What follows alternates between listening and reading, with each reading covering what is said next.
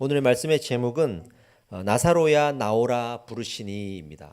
나사로야 나오라 부르시니입니다. 몇 년 전만 해도 천국과 지옥을 다녀왔다라는 간증이 아주 유행을 한 적이 있습니다. 들어보신 적이 있는지는 모르겠어요. 저도 들어보고 또 만나도 보고 했습니다. 또 어떤 사람이 죽어서도 관에 들어갔는데 관을 열고 다시 나와가지고 살아났다라는 이야기가 교회 밖에서도 들려지기도 했고요. 어떤 사람은 또 지옥에 갔는데 거기서 어떤 연예인을 보았다 하면서 그걸 가지고 자랑하는 그런 영상이 떠돌기도 했습니다. 그만큼 우리 인생에 죽음이라는 것은 정말 핫 이슈예요. 왜냐하면 유일하게 세상을 살아가면서 넘을 수 없는 넘사벽 같은 그래서 우리를 두렵게 만드는 것이 바로 죽음이기 때문이죠. 그만큼 이 죽음이 우리에게는 두려운 현실이다라는 겁니다. 그래서 이슈가 되고 그런 이야기들을 하고 싶어하고 궁금해하는 거죠. 성경에 천국과 지옥에 대해서 설명이 되는데 아쉬운 것은 좀 실감나게 나왔으면 좋겠어요. 눈앞에 딱 입체로 펼쳐지면 좋겠어요. 그러나 그렇게 안 나옵니다. 왜냐하면 천국은요, 우리 눈에 보이기 때문에 갈 수 있는 곳이 아니라 보이지 않지만 믿음으로 가야 하는 곳이기 때문이에요. 할렐루야. 그래서 성경은 천국을 설명할 때 눈에 보이도록 그렇게 입체적으로 설명하는 것이 아니라 보이지 않지만 믿을 수 있도록 설명하는 데 집중하고 있다는 거죠. 천국을 보이지 않아도 믿는 데 필요한 만큼만 성경은 기록하고 있다는 것을 우리 기억해야 됩니다. 이것은 하나님의 뜻입니다. 이것이 하나님의 섭리입니다.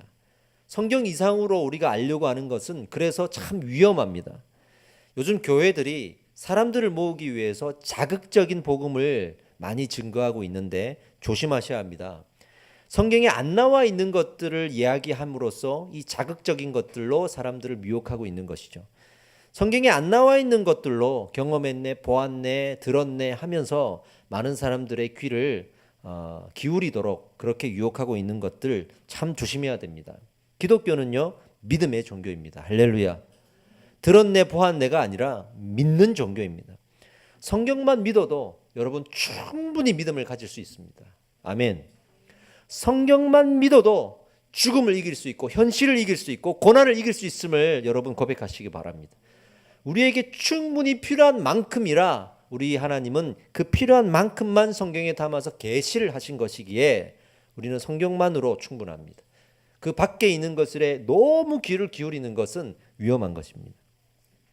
보석이 있는데 내가 오랫동안 이게 진짜인 줄 알고 품고 가지고 왔는데 알고 보니까 가짜였어요. 그러면 얼마나 억울하겠습니까? 얼마나 마음이 속상하겠습니까? 그리고 진짜를 가지고 왔어요. 이건 진짜예요. 그러면 어떻게 하겠어요? 이게 진짜구나 하고 이래도 보고 저래도 보고 넣었다가 또 꺼내도 보고 그러지 않겠어요? 우리 성경도 그래야 됩니다. 성경도 이게 진리의 말씀인 것을 내가 안다면 이 성경을 집에 그냥 보관하고 있지 못해요. 그렇지 못하다니까요. 꺼내서 또 보고 진리니까 또 보고 이게 진짜구나 또 보고 그렇게 될 수밖에 없어요. 내가 만약에 성경을 펼치고 있지 않다면 아직은 성경의 진리를 내가 체감하고 있지 못한 거예요. 그만큼 내가 믿음이 없기 때문이에요. 여러분 성경을 펴시고 그 성경 안에 있는 진리에 기뻐하시는 여러분들이 되실 줄 저는 믿습니다. 그렇게 축복합니다. 저희가 이런 마음을 가지고 오늘 본문의 말씀을 보아야 합니다. 본문의 말씀은 사람이 죽었다가 살아난 이야기가 나오는데 오늘 앞서 말한 그런 마음 말고 오늘 진리의 말씀이 무슨 뜻을 말하는지에 귀를 기울이시기 바랍니다. 우리 특별 금요 기도회를 하고 있는데 6주간 시리즈로 말씀이 선포돼요. 그 말씀의 주제가 예수님이 고난주간에 일주일 동안의 행적이 무엇인지를 살펴보고 우리가 묵상하고자 하는데 그 일주일은 바로 십자가에 못 박히시기 전의 일주일이거든요. 그것을 고난주간이라고 합니다. 그 중에 첫 번째 날의 이야기가 뭐였죠? 예루살렘 성에 어린 나귀를 타고 입성하는 장면이었습니다. 그런데 오늘 이 본문의 일은 그 입성하기 바로 직전의 이야기입니다. 그 일주일 상간에서 일어났던 이야기거든요. 그렇게 이 시기를 생각하시면 되겠습니다. 이 시기가 왜 중요하냐면 이때 예루살렘 입성해서 예수님이 죽고 부활하시고자 하는 그 계획이 있기 전 약 일주일 전쯤에 어떤 일이 벌어졌냐고 하면 세 가지 일이 동시에 벌어집니다. 첫 번째는 예수님이 이제 스스로가 십자가에서 죽으시기로 작정을 하시고 예루살렘으로 이제 그를 위하여 입성을 해야겠다라고 결단하시는 일이 생깁니다. 두 번째로는 오늘 본문의 사건이 생기는데 죽은 나사로를 살리시면서 자신이 죽고 다시 부활할 것을 상징하는 사건으로 삼으시고 또 한편으로는 그것을 예고하는 예고편으로 이 사건을 사용하신다는 겁니다. 또 하나는 세 번째로 권력자들이 이 나사로를 살리시는 장면을 보고 이제는 예수님을 죽이고자 작정을 하고 움직이기 시작합니다. 그래서 유대 최고의 의결기관이었던 산헤드린 공의회가 열리고 그 회의를 통해서 예수를 죽이자고 공모를 하게 되죠. 그래서 한편에서는 예수님이 스스로 죽고자 작정하시고 한편에서는 예수님을 죽이고자 작정하고 한편에서는 이 모든 일들을 상징하고 예고하는 예고편이 펼쳐지는 거예요. 그 예고편을 우리가 지금 살펴보고자 합니다. 그것은 오늘 이 사건은 단순히 인간이 죽고 사는 기적의 문제가 아니라 한 사람의 죽음을 통해서 예수 그리스도의 죽음을 발견하고 그의 부활을 통해서 예수 그리스도의 부활이 있을 것을 미리 말씀하시는 하나님의 예언적 의미가 있는 것입니다. 그래서 우리가 이 사건을 보편적으로 생각해서 우리의 삶에도 그럴 수 있다. 누가 죽었는데 다시 살릴 수 있다. 이런 식으로 적용해서는 절대 안 됩니다. 아주 특별한 사건이고 예수님의 죽음과 부활을 상징하는 사건이라는 것을 꼭 기억해야 합니다. 오늘 이야기를 한번 살펴봅시다. 오늘 이야기는 한 병자와 그의 가족을 소개함으로써 시작이 돼요. 그 병자의 이름이 바로 나사로입니다. 한번 따라해 보세요. 나사로. 너무 익숙한 이름이기도 하죠. 이 나사로인데요. 성경에 나사로가 2명 나옵니다. 거지 나사로가 나오고 죽었다 살아난 나사로가. 동명이인입니다. 다른 사람입니다. 그 나사로가 오늘 등장합니다. 마치 앞으로 죽으셨다가 3일 만에 다시 살아나실 예수님을 상징하듯이 그 사건과 너무 유사하게 오늘 이야기가 펼쳐지는 거예요. 이 사람은 베다니에 살았다고 나오고 있고 죽을 병에 걸렸다고 기록되어 있습니다. 가족은 3남매로 나와요. 오빠가 장남인데요. 바로 나사로. 여동생이 2명이 있는데 마르다와 마리아라고 나옵니다. 그들이 살고 있는 베다니를 한번 살펴보겠습니다. 베다니 하면 유대 지역의 제일 끝자락에 있는 곳인데 그 끝자락에 감람산이라고 있습니다. 그 감람산 꼭대기에 위치하고 있는 마을이에요. 그래서 유대 지역 중에 하나이지만 제일 끝에 있는 거죠. 이 베다니에는 2가지 특징이 있는 마을입니다. 하나는 너무 가난한 마을이에요. 왜냐하면 부자들 있는 사람들은 예루살렘 성 안에서 안전하게 살았겠죠. 가난할수록 성 바깥으로 밀려나고 더 가난할수록 끝쪽으로 가서 살게 되니까 이 끝쪽에 있는 사람은 전쟁의 가장 위험한 상황이 벌어지는 겁니다. 그래서 가난한 사람들이 그 끝쪽에 가서 살았는데 이 베다니가 그런 곳이었어요. 두 번째로는 아주 비위생적인 곳이었습니다. 성 안에는 문둥병자 그리고 전염병을 가진 사람들이 있을 수 있잖아요. 그런 사람들은 다 바깥으로 내몰겠죠. 내몰고 하다가 결국에는 베다니와 같은 끝쪽에 또 살게 되는 거예요. 그래서 비위생적인 사람들. 그러니까 이 지역에 사는 사람들은 어떤 문제가 생겼을 때 도움을 요청할 수 있는 사람이 없어요. 여러분 우리 세상에 살 때 그런 거 많이 느끼지 않아요? 내가 돈이 있고 힘이 있을 때 사람이 몰리는 거지 돈 없고 힘 없으면 언제 그랬냐는 듯이 떠나버리는 그런 사람들 참 많지 않습니까? 세상이 그렇습니다. 세상이 그렇습니다. 의지할 데가 없는 사람이었다 이죠. 그런데 참 감사한 건 너무 감사한 건 예수님이 이 가족을 이미 알고 있었을 뿐만 아니라 평소에 참 사랑하고 아꼈다고 성경이 기록하고 있다는 거예요. 5절 말씀을 한번 보겠습니다. 화면을 보십시오. 예수께서 본래 마르다와 그 동생과 나사로를 사랑하시더니라고 기록되어 있죠. 어떻게요? 본래 그랬습니다. 그러니까 이전부터 이 가족을 예수님은 만났었고 알고 있고 아끼고 사랑했던 관계였던 거예요. 정말 의지할 데 없던 그 사람들이 예수님을 알고 있다는 것이 얼마나 다행입니까? 예수밖에 없는 상황이 바로 축복인 줄 믿습니다. 여러분 힘 있는 사람, 권력 있는 사람 내 옆에 두면 예수님 의지 못합니다. 그 사람 의지하느라고 예수님 의지 못합니다. 지금 내 옆에 사람이 없고 외롭고 그래서 내 마음이 힘들고 그럴 수 있지만 그때야말로 예수님을 또 예수님만을 찾을 수 있는 은혜의 기회인 것을 믿으시기 바랍니다. 이때를 기다리고 계셨던 예수님이 은혜 보따리를 짊어지고 우리의 기도를 기다리고 계신다는 것을 믿으시기 바랍니다. 나사로가 이제 죽어가고 있습니다. 의지할 데가 없고 도움을 요청할 데가 없었습니다. 그래서 여동생들이 유일한 도움을 요청할 분 바로 예수 그리스도, 그분에게 사람을 보내서 도움을 요청하고 상황을 알리게 됩니다. 그때 예수님은 무엇을 하고 계셨냐면, 예수님은요 바로 어제까지 유대 지역 안에 계시다가 거기서 복음을 증거하셨고, 그 복음을 증거하다가 돌에 맞아 죽을 뻔해요, 제자들과 함께. 그래서 잠깐 피신해서 유대 지역 바깥으로 지금 나와 있는 상황입니다. 그러면 제자들 입장에서 다시 유대 지역으로 들어가고 싶을까요? 안 들어가고 싶을까요? 안 들어가고 싶죠. 당장 지금 어제까지만 해도 죽을 뻔했던 곳인데, 그런 상황에서 유대 지역 안에 살고 있던 이 가족들이 도움을 요청해 온 것입니다. 그러면 예수님은 당장 가자 이렇게 하면 되잖아요. 예수님이 이렇게 대답하십니다. 4절 말씀을 같이 한번 읽어보겠습니다. 시작.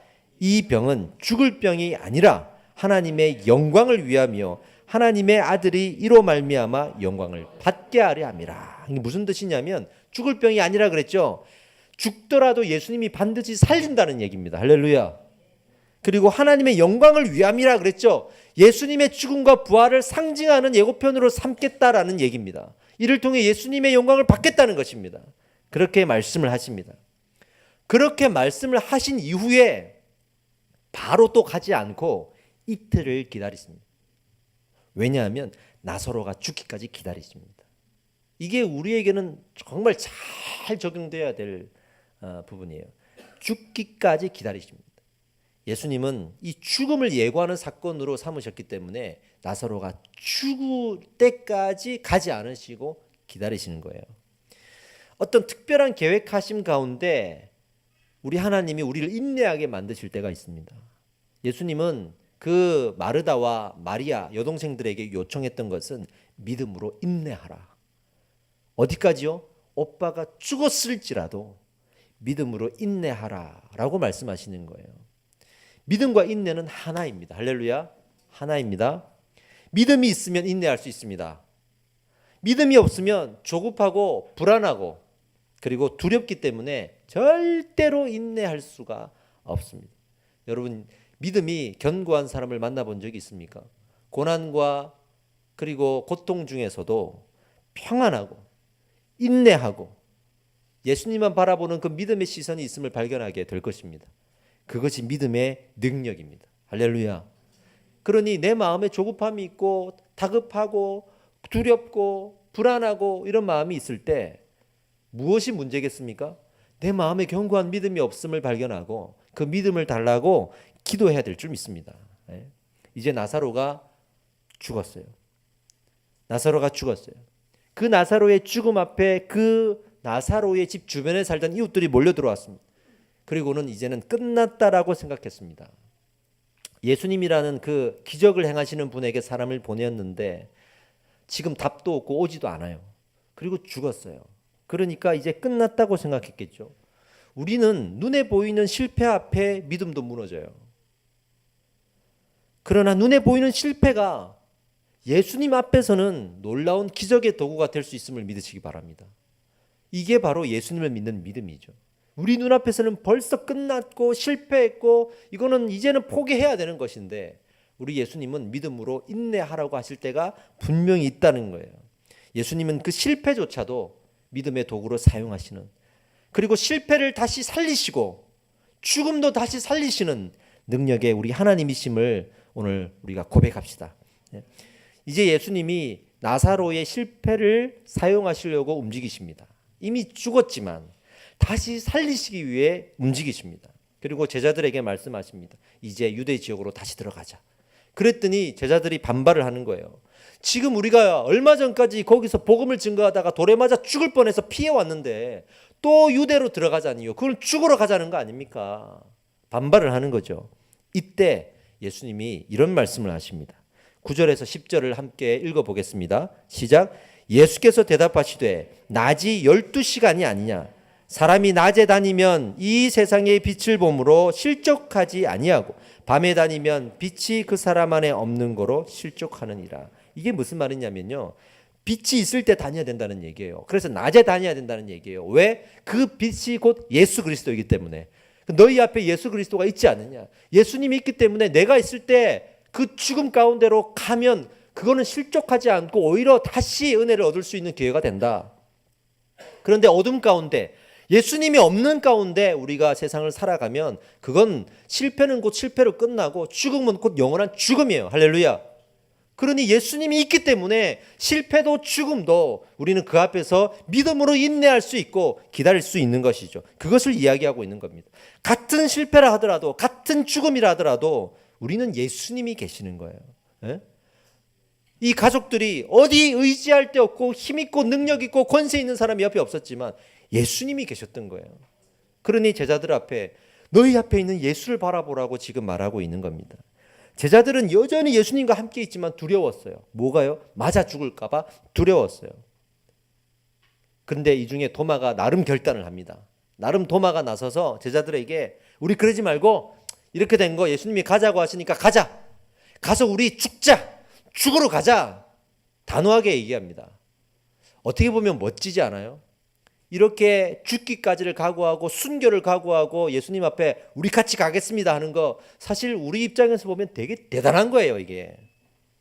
근데 더 놀라운 것은 성경이 이 결단에 대해서 아무런 언급을 하고 있지 않다는 거예요. 그 말은 칭찬하고 있지 않다는 말이에요. 왜냐? 아무리 순교적인 각오라 할지라도 예수님의 뜻을 모르는 맹목적인 결단은 기뻐하지 않으십니다. 이게 성경의 이야기입니다. 저는 뭐 어디 가겠습니다, 다 버려두고 가겠습니다, 다 내놓겠습니다 해도 하나님의 뜻 안에 거하지 않는 사람의 맹목적인 결단, 우리 하나님 기뻐하지 않으십니다. 하나님을 잘 알고 잘 믿어야 됩니다. 그러면 우리에게 무엇을 원하시는가? 예수님이 은혜를 베푸실 때 항상 요청하셨던 공통적인 특징이 있습니다. 그게 뭐냐면 믿음의 고백이에요. 믿음의 고백이에요. 예수님이 은혜를 베푸실 때 항상 우리에게 믿음의 고백을 물으십니다. 무엇을 했느냐를 묻지 않으시고 지금 어떤 고백을 갖고 있는지를 물으셨습니다. 그 고백을 들으시고 이제 이 고백 가운데 은혜를 베푸시는 거죠. 그래서 이 가족에게 지금 은혜를 베풀려면 누구의 고백이 필요합니까? 나사로는 이미 죽었으니까 그 여동생들의 고백이 필요하지 않겠어요? 그래서 지금 제자들과 들어가서 이 여동생들의 고백을 이제는 확인하시는 과정을 진행을 하십니다. 자, 이제 예수님이 그들이 살고 있었던 베다니 마을 입구에 도착했습니다. 입구에 도착했을 때 마르다가 급히 달려와서 예수님을 혼자 마중을 나왔어요. 그러면서 이렇게 얘기했습니다. 예수님, 이미 죽었습니다. 예수님이 함께 있었으면, 또 빨리 오셨으면 살 수 있었을 텐데 지금 죽어버렸습니다. 저희가 사람을 보냈지만 늦었습니다 라고 말하는 거거든요. 이 마르다의 고백을 보세요. 예수님 탓을 하지 않고 자기가 사람을 늦게 보내서 사람이 죽어버렸다라고 말하면서 그 죽음 가운데서도 이 믿음을 지키고 있는 이 마르다를 보세요. 여러분, 지금 이 마르다의 고백만 해도요, 우리 삶에 정말 대단한 믿음인 거예요. 이게 자기 가족이 지금 사랑하는, 그것도 부모 없이 가장으로서 오빠가 있었는데 죽었단 말이에요. 예수님이 늦게 온 것에 대해서 탓하지 않아요. 우리 같았으면 예수님이 늦게 와서 우리 오빠가 죽었지 않습니까? 예수님이 계셨더라면 우리 오빠가 살았을 텐데, 그러면서 예수님 탓을 막 했을 텐데. 그런데 죽었다고 말하면서도 내가 사람을 늦게 보냈다라고 말하는 이 마르다의 고백은 정말 믿음으로 끝까지 지금 자기의 어떤 감정을 지키고 있는 것으로 우리는 느껴질 수가 있죠. 예수님께서 이렇게 말씀하십니다. 그 고백을 들으시고 내 오라비가 다시 살아나리라 이렇게 말합니다. 그러니 마르다가 또 아주 놀라운 고백을 하는데 이렇게 말합니다. 맞습니다. 우리 오빠 살아납니다. 예수님이, 내가 말씀을 들어보니까 성도가 마지막 때에 부활하신다고 하셨잖아요. 우리 오빠가 당장은 죽었지만 마지막 시기에 부활할 줄 믿습니다 라고 말하는 거예요. 이 이야기는 예수님이 살아있을 때 그 누구도 고백하지 못했던 고백이에요. 성도의 마지막 때 부활을 고백한 사람, 유일한 사람이에요. 예수님과 함께 대화를 나누면서 들었겠지만 이 고백을 한 사람은 성경에 나오지 않아요. 와, 어떻게 마지막 시대에 예수님 다시 오셔서 성도의 부활이 있다고 했는데 그걸 지금 고백하고 있는 거예요. 물론 지금 당장 살아난다고 믿지는 않는 거죠. 나중에 부활 때가 있을 때, 성도의 부활이 있을 때라고 말하는 거죠. 그러니까 이 마르다가 생각보다 우리가 상상하는 것 이상으로 지금 믿음이 있는 거예요. 거기에서 예수님이 이제 복음을 말씀하십니다. 25절과 26절을 함께 읽어봅시다. 예수께서 이르시되 나는 부활이요 생명이니 나를 믿는 자는 죽어도 살겠고 무릇 살아서 나를 믿는 자는 영원히 죽지 아니하리니 이것을 내가 믿느냐. 할렐루야. 여러분들 이것을 믿으십니까? 마르다가 여기에서요 또 놀라운 고백을 합니다. 어떤 고백을 하냐면 27절 제가 읽어드릴게요. 주는 그리스도시요 세상에 오시는 하나님의 아들이신 줄을 내가 믿나이다. 아멘. 이 고백 어디서 봤어요? 베드로가 한 고백이잖아요. 그런데 베드로가 지금 고백하기 전에 마르다가 지금 먼저 고백한 거예요. 어떤 학자가 이렇게 재미있게 얘기했습니다. 베드로가 이 고백의 주인인 줄 우리는 알고 있지만 사실은 마르다가 먼저 했습니다. 베드로가 지금 마르다의 고백을 듣고 있잖아요. 예수님과 제자들이 같이 있으니까. 이 고백을 들은 베드로가 나중에 카피한 겁니다. 이렇게 말하더라고. 우리가 지금 베드로의 고백이라고 말하는 건 잘못된 거래. 마르다의 고백이래. 말이 되잖아요. 지금 마르다가 예수님 앞에서 고백하는 이야기들을 우리 잘 몰랐는데 사실은 알고 보면 이런 믿음이 없어요. 이런 믿음이 없다니까요. 그렇게 예수님께 말씀합니다. 너무 귀한 고백을 들으시고 우리 예수님 됐다 하시는 거예요. 됐다. 그리고는 마리아를 부르십니다. 마리아가 부른다는 소리를 듣고 집에서 뛰쳐나가니까 사람들은 아이고 벌써 오빠는 장사 지내서 저기 무덤에 있는데 또 무덤에 가서 울려고 또 뛰쳐나가는구나 하고 또 사람들 생각했어요. 근데 마르다가 달려와서 예수님께 나옵니다. 그랬더니 예수님이 똑같이 물으시는 거예요. 그리고 마리아도 똑같이 대답하는 거예요. 언니랑. 그러니 이 두 자매의 고백을 들으시면서 얼마나 기뻐하셨을 겁니까? 그런데 반대로 사람들은 어떤 반응을 보이냐면 예수님께서 이제 가자 그러고 무덤에 가세요. 돌무덤에 가서 그 앞에서 눈물을 흘리시거든요.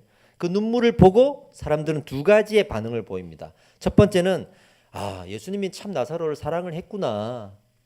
그런 반응. 근데 두 번째 반응이 중요한데 믿음 없는 반응. 저 예수라는 사람이 맹인을 눈을 뜨게 했을지 몰라도 자기가 정말 사랑했던 나사로를 죽음에서 건지지는 못했구나. 그러면서 예수님을 능력 없는 사람으로 이야기를 하는 거예요. 그 소리를 듣고 예수님이 가슴 아파했다고 성경은 기록하고 있어요. 지금 여러분 세 가지 종류의 고백을 다 들으셨습니다. 어떤 고백입니까? 첫 번째, 마르다와 마리아의 믿음의 고백 들으셨죠? 두 번째, 그 제자들의 맹목적인 고백을 들으셨죠? 세 번째, 이 주변 사람들의 믿음 없는 고백을 들으셨죠? 믿음의 고백과 맹목적인 고백과 믿음 없는 고백 중에 우리는 무슨 고백을 하고 있고 우리는 무슨 고백을 해야 합니까? 믿음의 고백을 하시기 바랍니다. 믿음의 고백을 하시기 바랍니다. 우리 마음에는 세 가지 고백이 다 있어요. 어떨 때는 믿음의 고백을 하다가도 또 어떨 때는 맹목적인 고백을 하고 또 어떨 때는 믿음 없는 고백을 하는 게 우리의 인생입니다. 오늘 예수님이 말씀하시기를 그 고백들 중에 그 믿음의 고백이 우리 예수님께서 얼마나 기뻐 받으시고 또 영광을 받으시는지를 우리에게 도전하고 있는 것이에요. 이제 예수님의 믿음의 고백에 대해서 은혜를 베푸십니다. 큰 소리로 나사로야 나오라 하십니다. 그랬더니 무덤에서 돌문이 열리고 나사로가 걸어 나오는데 당시에 이 장례는요 붕대를 다 감아요. 그 향유를 바르고 난 다음에 다 발라요. 그리고 나서는 그 무덤에서 걸어 나오는 거예요. 그러니 얼마나 충격적인 장면이 지금 벌어지는 겁니까? 그렇게 나사로가 살아났습니다. 할렐루야. 살아났습니다.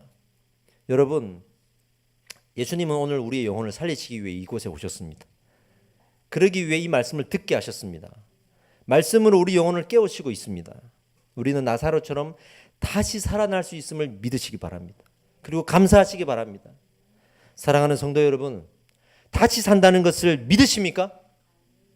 예수님이 다시 사셨고 우리도 다시 살 수 있다는 걸 믿으십니까? 여러분, 믿는 자는 영원히 깨어나고 살아있음을 믿으십니까? 우리가 육신은 죽을 수 있어도 나중에 예수님 다시 오실 때 성도가 부활하여 천국문을 함께 열 것을 믿으십니까?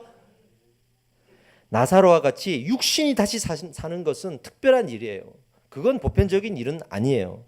그러나 우리는 이 육신 외에는 다 다시 살 수 있습니다. 여러분의 마음도 살고 영혼도 살고 현실도 살고 문제도 살고 고난도 고통도 실패도 다시 살아날 수 있음을 여러분들은 믿음으로 선포하셔야 됩니다. 이 진리를 믿어야 세상의 실패 앞에서도 우리는 기도할 수 있어요.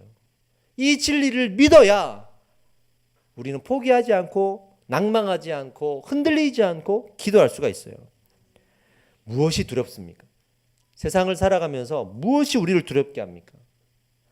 세상의 실패, 그것이 우리가 두려워하는 근거입니까? 우리가 두려워하는 것은 세상이 강해서가 아니에요. 믿음이 없어서예요. 우리가 두려움을 제거할 수 있는 것은 세상의 약함을 볼 때가 아니라 내 안에 믿음이 있을 때예요. 세상과는 상관없는 이 믿음은요, 오직 예수님만 우리에게 허락하시는 은혜입니다. 마리아를 우리 마지막으로 묵상하며 정리를 합시다. 이 마리아가 이 본문 다음 장에 보면 예수님께 어떻게 감사하는지가 나와요. 바로 그를 찾아가서 예수님의 발 앞에 향유를 부으면서 자기가 가지고 있는 최고의 가치를 예수님 앞에 부어드리면서 감사합니다. 복음서에 나오는 향유 부은 여인이 요한복음 외에도 다 나오는데요, 각자가 다 다른 여인들입니다. 그러나 요한복음에 나오는 여인은 마리아라고 우리가 생각하면 됩니다. 그래서 이 마리아가 향유를 부은 것처럼 우리도 향유를 부어야 합니다. 그 감사한 마음으로 향유를 부을 때 각자의 향유가 무엇인지는 저는 모르겠습니다. 여러분들이 생각할 때 하나님 앞에 들어야 될 가장 가치 있는 내 삶의 무엇인가가 각자가 다를 수 있겠지만 그 무엇인가를 우리 예수님의 발 앞에 부어드릴 수 있는 믿음 되시기를 축복합니다. 그 가치 있는 향유를 부을 때 여러분들의 인생에 무너진 실패가 다시 살고 무너졌던 내 마음도 다시 살고 내 영혼도 다시 사는 놀라운 은혜를 우리 하나님이 베풀어 주실 것을 저는 믿습니다. 그리고 축복합니다. 우리 기도하겠습니다. 하나님 앞에 기도할 때 하나님 이 믿음을 허락해 주십시오. 이 마르다와 마리아를 보십시오. 얼마나 귀합니까? 나도 그런 고백을 갖게 해 주십시오. 그 부활을 믿는 믿음을 가지고 지금 당하고 있는 어려움들에 내가 적용할 수 있게 인도해 주십시오. 예수 믿는 사람들이 왜 그렇게 두려움이 많고 겁이 많은지를 모르겠어요. 알고 보면 정말 우리 믿음 없는 사람인데 믿음 있는 척하고 살아가는 사람들이 왜 이렇게 많은지를 모르겠어요. 조금만 위협이 다가오고 조금만 나를 비난하는 소리가 들려오고 조금만 내 경제적인 상황이 어려워지면 여지없이 무너져서 철퍼덕 앉아서 울며 예수님을 불평하고 불만하는 게 우리인데 뭐가 그렇게 믿음이 있는 척 살아가는지 모르겠어요. 우리가 기도할 때 이 나라와 이 땅을 위해서 기도하는 것도 필요하고 교회를 위해서 기도하는 것도 필요하고 남을 위해서도 기도하는 것도 필요한데 내 믿음을 위해서 기도하십시오. 하나님 정말 겨자씨와 같은 작은 믿음이라 할지라도 참된 믿음을 가질 수 있는 그런 내가 되도록 우리 하나님 역사하여 주십시오. 자격증 시험 쳐가지고 그거 한번 떨어져도 우리는 철포덕 주지 않습니다. 직장에서 어떤 일이 생겨가지고 잘려도 철포덕 주지 않습니다. 세상 끝난 줄 알고 금세 방황하고 예배 자리에 나오지 않고 기도하지 않습니다. 그러나 오늘 예수님이 말씀하십니다. 이 마르다를 봐라. 이 마리아를 봐라. 내 옆에 있는 제자보다 낫지 않냐? 이 믿음의 고백을 가지고 살기를 하나님 도전하십니다. 이 믿음을 달라고 기도합시다.